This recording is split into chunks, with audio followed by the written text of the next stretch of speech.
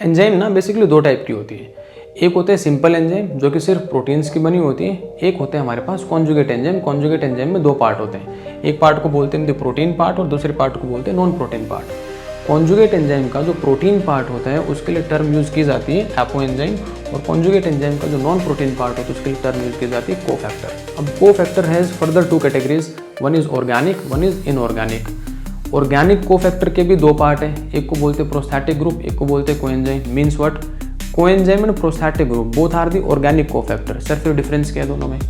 भैया prosthetic group जो होगा वो एपो एंजाइम के साथ टाइटली बाइंड करेगा, जो कोएंजाइम होगा वो एपो एंजाइम के साथ लूजली बाइंड करेगा। तो डेफिनेशन इनकी कुछ ऐसे बन जाएगी, prosthetic group is the organic cofactor, यहाँ को रिलेट करो, this prosthetic group is the organic cofactor which bind tightly with the apo enzyme, and this coenzyme is the again organic cofactor which bind loosely with the apo enzyme।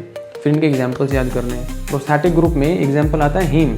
किस किस enzyme का prosthetic group है? वो prosthetic group है catalase and पेरोक्सिडेज का।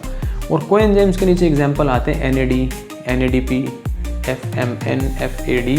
जैसे मैं अगर इनके फुल फॉर्म बोलूँ, निकोटिनामाइड एडेनिन डाइन्यूक्लियोटाइड NAD का, NADP में फॉस्फेट ऐड हो जाएगा, nicotinamide adenine dinucleotide phosphate. FMN फ्लैविन mononucleotide है ना, and FAD again फ्लैविन adenine dinucleotide. ये जो फ्लैविन वर्ड है ना, ये आता है राइबोफ्लैविन, और राइबोफ्लैविन इज द विटामिन B2। ये निकोटिनामाइड, ये आते हैं niacin, nicotinamide again vitamin B3। Means what, जो कोएंजाइम्स होते हैं they are generally vitamin derivatives. Question है नीट का।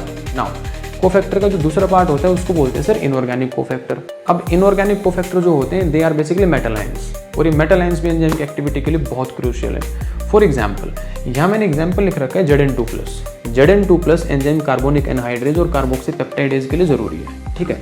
मीन्स व्हाट, अगर आप इन एंजाइम्स को अच्छा pH दोगे, अच्छा टेम्परेचर दोगे, अच्छा सबस्ट्रेट दोगे, बट ये मेटल आयन नहीं दोगे ना, तो एंजाइम काम नहीं करेगा।